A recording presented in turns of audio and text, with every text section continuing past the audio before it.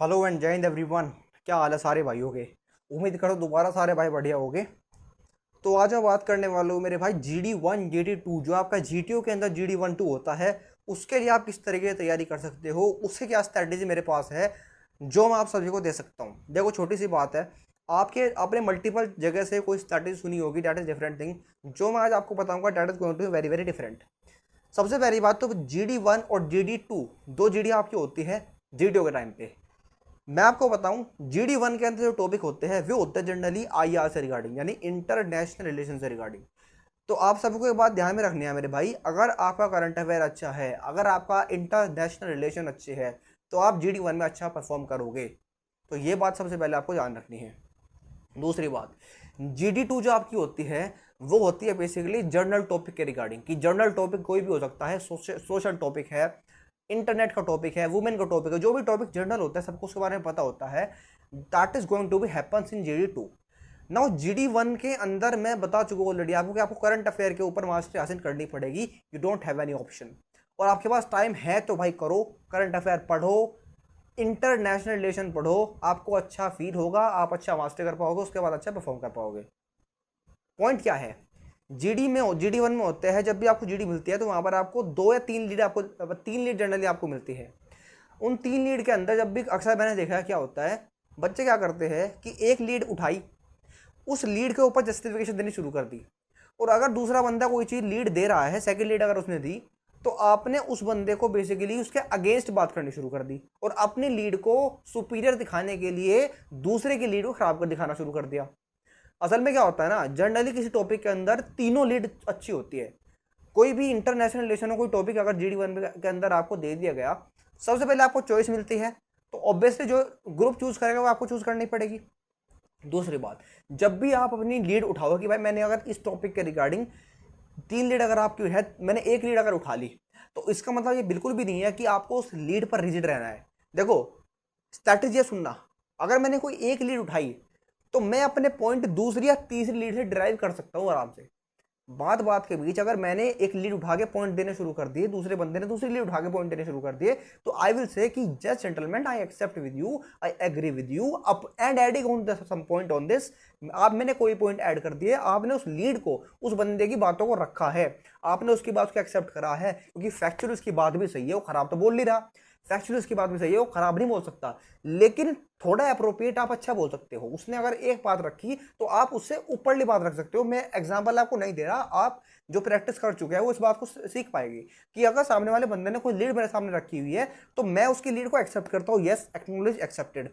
आपने उसकी लीड को पकड़ा, उसकी लीड पे एक स्ट्रॉन्ग पॉइंट आपने रख दिया उसके ऊपर का, ताकि वो नाराज भी नहीं हुआ, एंड आपने अपनी लीड भी कंटिन्यू कर दी। आपने अगर एक लीड पकड़ी है तो दैट डजंट मीन कि आप दूसरी तीसरी लीड से पॉइंट नहीं उठा सकते। इनफैक्ट कई बार ऐसा होता है कि आप दूसरी लीड से पॉइंट उठा के अपनी लीड में डाल सकते हो, दूसरे अगर ऑप्शन है उस पॉइंट से उठा के अपने ऑप्शन में वो पॉइंट डाल सकते हो। भाई मैं एग्जांपल वापस नहीं दे रहा, बिकॉज एग्जांपल आप सब खुद देखोगे कि जो पॉइंट मैं बता रहा हूँ, write them now. whenever you put the lead from the second part to and arrange in the first part, होता क्या है कि टॉपिक ना जर्नल हो जाता है, कि अगर 5 मिनट 6 मिनट लगातार आपने बोल दिया तो दैट मीन्स कि अब आपके पास पॉइंट खत्म हो चुके हैं, now you don't have any point. अब पॉइंट कहाँ से लाओगे, अब पॉइंट आते हैं मेरे भाई करंट अफेयर से, अब पॉइंट आते हैं मेरे भाई व्हाट इज, अब पॉइंट आते हैं आपके कीवर्ड से। अगर आपके पास अच्छे कीवर्ड है, मैं आपको दोबारा बोलता हूँ कीवर्ड मैटर करते हैं, कीवर्ड मैटर करते हैं लेक्चरेट के अंदर भी, कीवर्ड मैटर करते हैं GD के अंदर भी, कीवर्ड मैटर करते हैं आपकी इंटरव्यू के अंदर भी। उसके लिए वोकैबुलरी अच्छी होनी आपकी बहुत इंपॉर्टेंट है, उसके लिए आपको टॉपिक की अवेयरनेस होनी बहुत इंपॉर्टेंट है। तो कीवर्ड मैटर करता है मेरे भाई। अगर सब लोग एक टॉपिक बोल रहे हैं, फॉर एग्जांपल यूएस का इशू चल रहा है, यूएस का इशू अभी चल रहा है, तो यूएस का इशू पे सब लोग उसके बारे में बात रखनी शुरू करेंगे। If you put some point of the trade protectionism, if you put some point of the resource nationalism, if you put some point of the that is the क्या बोलते हैं कि might is right by Shashi Tharoor, अगर आपने ये point रख दिए तो ऑब्वियसली इंपैक्ट अच्छा जाता है। इनफैक्ट जर्नल पॉइंट कभी काउंट नहीं होते हैं, पॉइंट काउंट हो गया हमेशा आपके जो भी स्पेसिफिक पॉइंट आपने रखा, जो फैक्ट आपने रखा, जो फिगर्स आपने रखी, जो स्टेटमेंट आपने रखी, that is going to be count at all, this is going to be count at all. तो मैटर करता है कि फैक्ट एंड फिगर कैसे है, मैटर करता है कि उनके अंदर हमारे पास कीवर्ड कैसे है, और मैटर करता है कि दूसरों की बात को एक्सेप्ट करते हुए पॉइंट अपने एडिंग ऑन सम पॉइंट, हमने कौन से पॉइंट ऐड कर दिए। GD1 IR का होता है, इंटरनेशनल का रिलेशन का होता है, करंट अफेयर का होता है। GD2 सोसाइटी का होता है। सोसाइटी का पॉइंट बहुत जनरल होते हैं।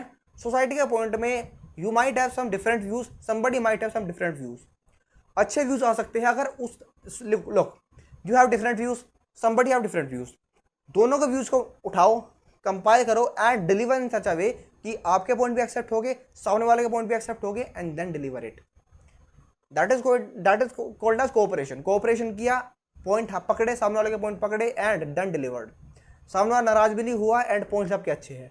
किसी का पॉइंट खराब नहीं होते, डिपेंड करता है आपने फैक्ट एंड फिगर कितने ऐड कर दिए, डिपेंड करता है आपने उस पॉइंट को किस तरीके से सब्सटेंशिएट कर दिया, प्रूव कैसे कर दिया। That is what is matter.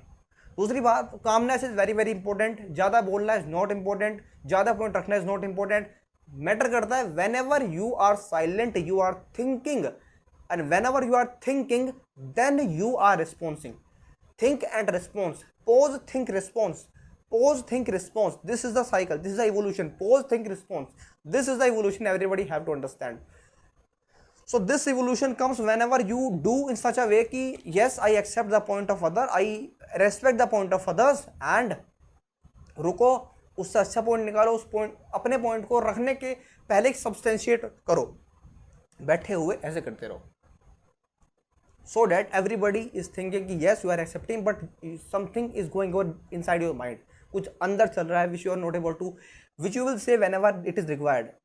4 minute 5-6 minute सब बोल देते हैं, उसके बाद सब बोलना चुप हो जाते हैं, then you are the person who are come in the front and you will start to speak, that is what is going to happen। so you are the person जो तब बोलेगा जब लोग चुप हो चुके होंगे, एंड वहीं पर आपको बोलने का मौका मिलता है, तो अपने मौके को चुको मत।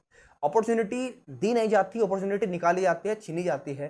अपॉर्चुनिटी के लिए आपके पास, अगर आप ऑलरेडी वो सीरियस पर्सन हो, उस पर दिख रहे हो, बात करते time you are serious, point आपके अच्छे हैं, so everybody will acknowledge it, so everybody will acknowledge the point and do not look at the face of GTO because that is given very negative impact.